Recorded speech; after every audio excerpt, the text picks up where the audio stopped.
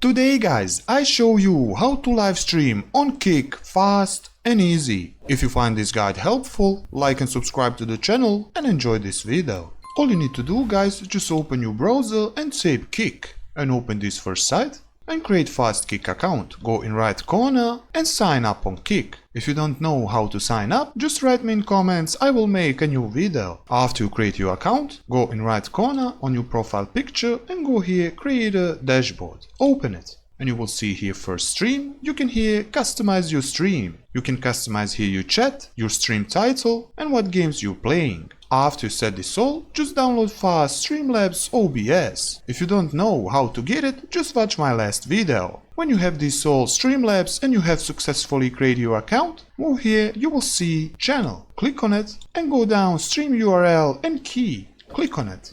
As you can see, stream URL and stream key. Don't share this with anyone. After that, open Streamlabs and go on this gear. Click on it. Move here to stream.